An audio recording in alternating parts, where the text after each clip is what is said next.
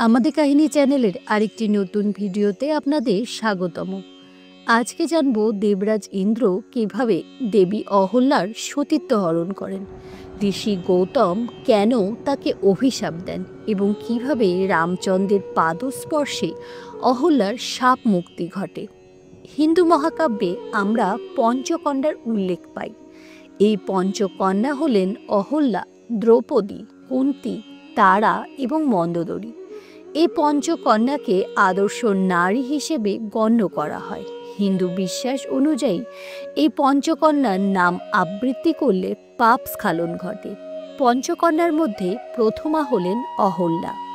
রামায়ণ অনুসারে একবার প্রজাপতি ব্রহ্মা এক অপরূপ সুন্দরী কন্যার সৃষ্টি করেন। তিনি অদ্বিতীয়া সুন্দরী ও সত্যপরায়ণা হওয়ায় ব্রহ্মা তার নাম রাখেন অহল্যা। দেবরাজ ইন্দ্র অহল্যার রূপে মুগ্ধ হয়ে মনে মনে তাকে বিবাহের বাসনা করতেন, কিন্তু ব্রহ্মা তাকে গৌতম ঋষির নিকট গচ্ছিত রাখেন। বহু বছর বাদে ঋষি গৌতম যখন অহল্যাকে ব্রহ্মার নিকট ফিরিয়ে দেন, তখন ব্রহ্মা অহল্যার সহিত ঋষি গৌতমের বিবাহ দেন। ঋষি গৌতম ছিলেন তার থেকে বয়সে অনেকটাই বড়। অহল্যা ছিলেন একজন পতিপরায়ণা নারী। তিনি স্বামীর সেবা করতেন এবং সর্বদা তারা আজ্ঞা মেনে চলতেন।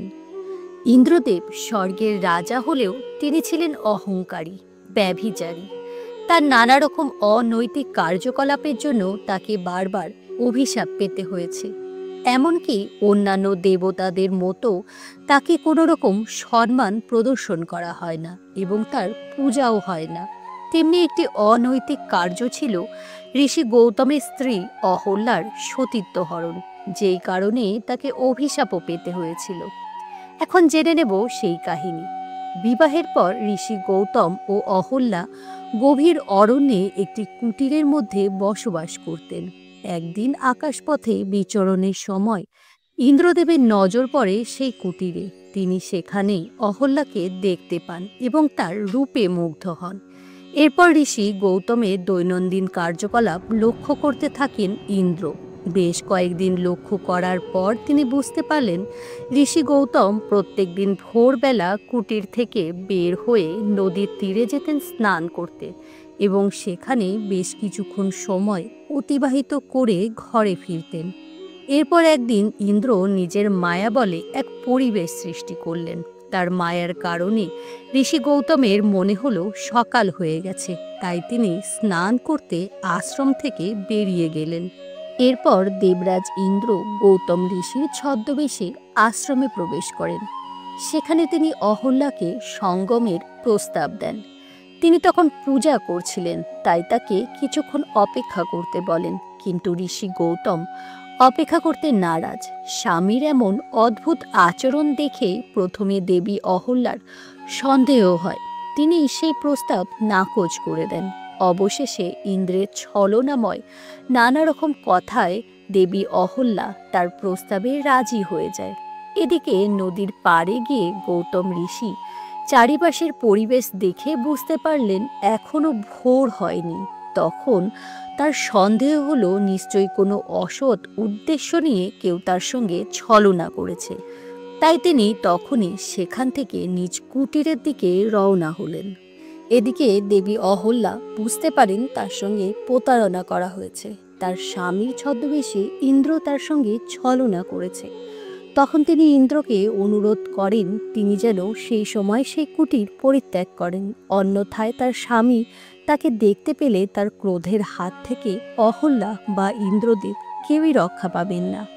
ঠিক সেই সময় ঋষি গৌতম কুটিরে পৌঁছে দেখলেন তার ছদ্মবেশে আরেকজন তার আশ্রম থেকে বেরিয়ে যাচ্ছে। তা দেখে তিনি রেগে গেলেন। ঋষির ক্রোধ দেখে ইন্দ্র ভীত হয়ে পড়লেন এবং তিনি তার আসল রূপ ধারণ করলেন। ঋষি গৌতম তখন ইন্দ্রকে অভিশাপ দিয়ে বললেন, মূর্খ, তুমি আমার স্ত্রীর পবিত্রতা নষ্ট করেছ, নিজের সীমা লঙ্ঘন করেছ। আমি তোমাকে অভিশাপ দিচ্ছি, এই মুহূর্তে তোমার সারা শরীরে 1000 যোনি জন্ম নেবে। শুধু তাই নয়, যুদ্ধে 2 বার তোমাকে অসুরদের হাতে পরাস্ত হতে হবে এবং তোমার দেবরাজের পদটিও তুমি হারাবে। এই অভিশাপের ফলে ইন্দ্রের সারা শরীরে হাজার হাজার যোনি জন্ম নিল, যেই কারণে ইন্দ্রদেব খুবই লজ্জিত হলেন। ইন্দ্রও নিজ কার্যের জন্য অনুশোচনা হলো। তখন তিনি ঋষি গৌতমের কাছে ক্ষমা চাইলেন। ঋষি ইন্দ্রকে ক্ষমা করে দিলেন, কিন্তু তিনি বললেন, একবার অভিশাপ দিলে তা ফিরিয়ে নেওয়া যায় না। তাই তোমার শরীরে উদ্ভূত এই যোনিগুলি চোখে পরিণত হবে। ফলে ইন্দ্রের সমগ্র শরীরে হাজার চক্ষু উৎপন্ন হলো। তার ক্ষোভের শিকার হলেন অহল্যাও। রাগের বশবর্তী হয়ে তিনি তার স্ত্রীকে বললেন, তুমি যে পাপ করেছ তার ফলস্বরূপ এই আশ্রমে বায়ুভক্ষা, নিরাহারা, ভস্মশায়িনী, তপন্তী, প্রস্তরবৎ ও অদৃশ্যা হয়ে থাকবে। তখন অহল্যা ঋষি গৌতমকে বললেন যে স্বামীর সাথে প্রতারণা করার কোনো অভিপ্রায় তার ছিল না। ইন্দ্র দ্বারা যেমন ঋষি গৌতম প্রতারিত হয়েছেন, ঠিক একইভাবে অহল্যা ইন্দ্রের প্রতারণার শিকার হয়েছেন। তিনি বুঝতে পারেননি যে ইন্দ্র তার স্বামীর ছদ্মবেশ ধারণ করেছে, তাই তিনি এমন ভুল করে ফেলেছেন। এ কথা শুনে গৌতম ঋষির রাগ কিছুটা প্রশমিত হলে তিনি অহল্যাকে বর দিয়ে বলেন, ভগবান বিষ্ণুর অবতার তোমার কাছে পৌঁছাবে এবং তার স্পর্শেই তুমি আবার তোমার পূর্ব রূপ ফিরে পাবে। অতঃপর মিথিলা ভ্রমণের সময় রাম ও লক্ষ্মণ ঋষি গৌতমের আশ্রমে প্রবেশ করেন।